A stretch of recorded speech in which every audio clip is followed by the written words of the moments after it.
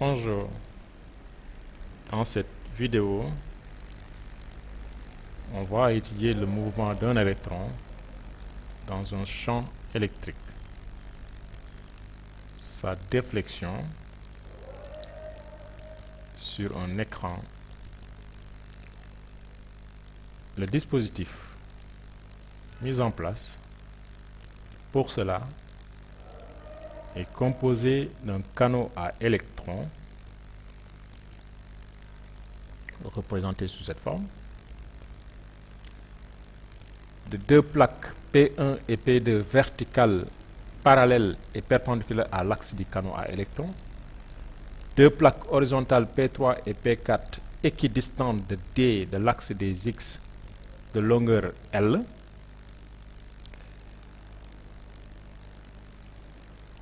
et d'un écran placé à une distance grand D du centre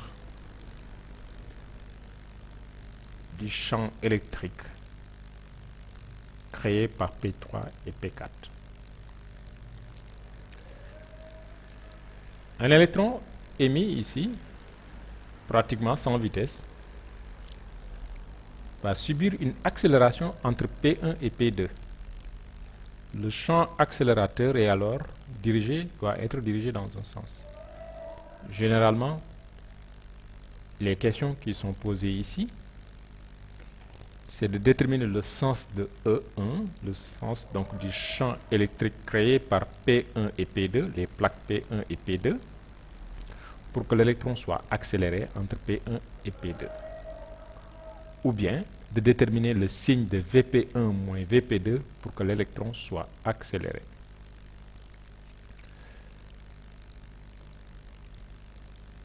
Pour cela, pour que la particule soit accélérée, on peut étudier le théorème de la variation de l'énergie cinétique.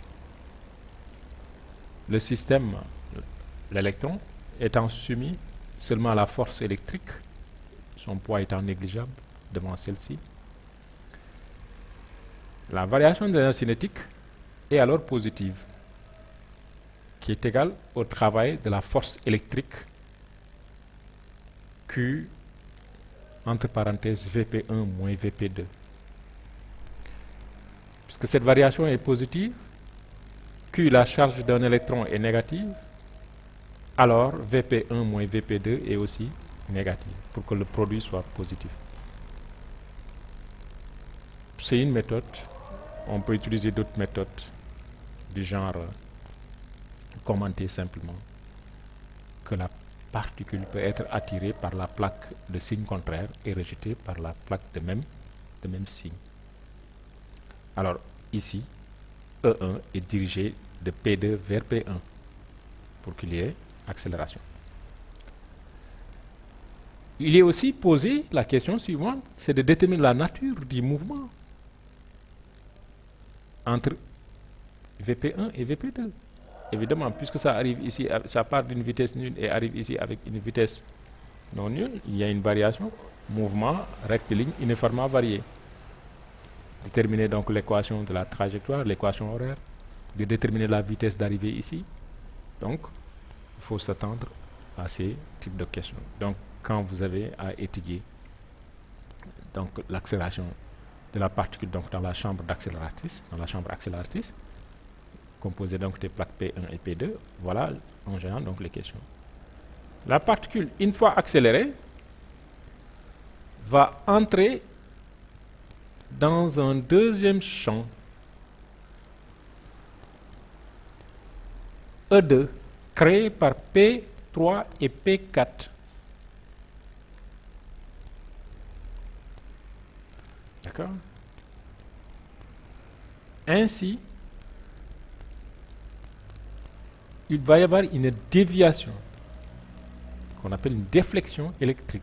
Va subir donc une déflexion électrique. Alors, généralement ici, les questions qui sont posées, donc vous voyez, la particule entre ici avec cette vitesse-là, qui est dirigée dans ce sens.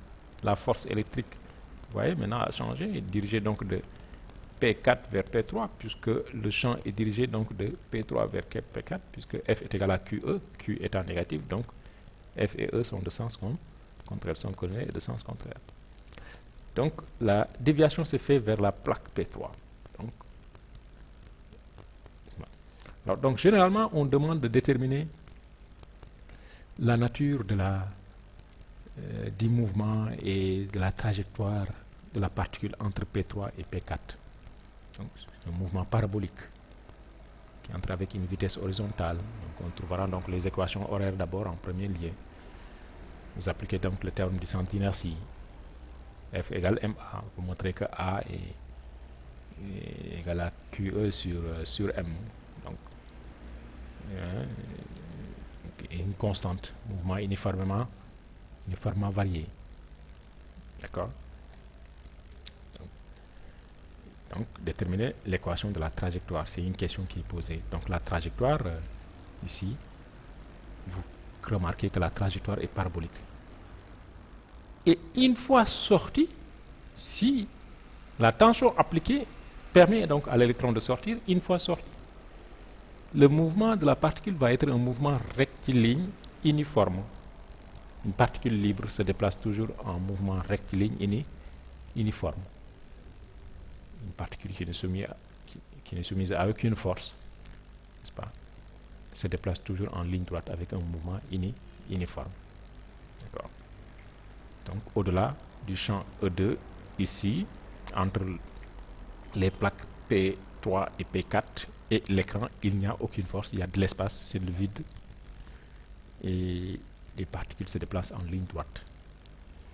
Mais si les conditions si les conditions d'émergence n'étaient pas posées, la particule peut être arrêtée ici avant sa sortie.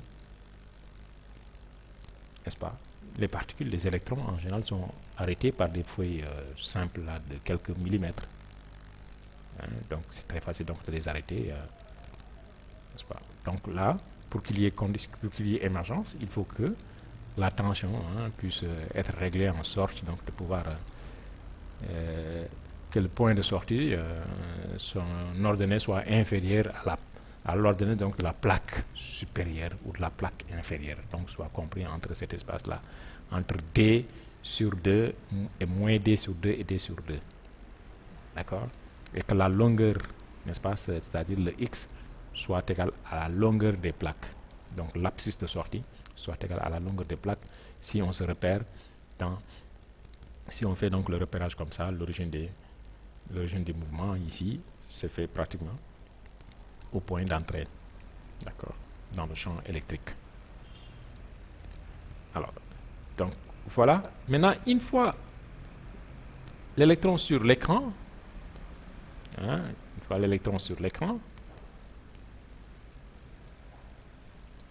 on va étudier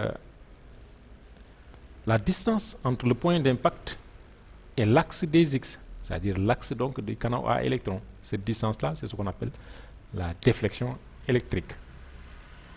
Ici, l'électron s'est défléchi, donc de sa trajectoire initiale, donc il a subi une déviation. C'est ce qu'on appelle donc la déflexion électrique.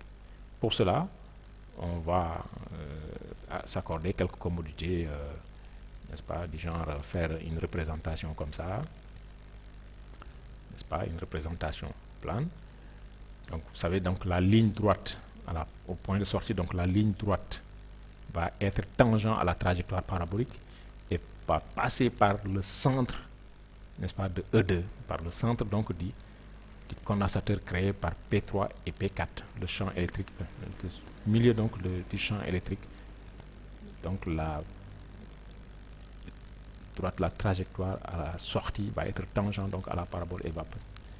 Ainsi, on crée ici une situation de Thalès, puisqu'on aura deux triangles en situation de Thalès.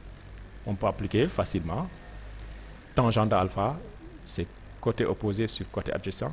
Ce côté-là, c'est cette distance-là, c'est le point de sortie ici. Donc c'est l'ordonnée du point de sortie, l'ordonnée ou la cote du point de sortie, puisque c'est sur Z. Donc Z du point de sortie, Z de S, vous l'appelez Z de S, sur cette distance-là qui est égale à la longueur donc, des plaques sur 2. Donc Z de S sur longueur des plaques sur 2.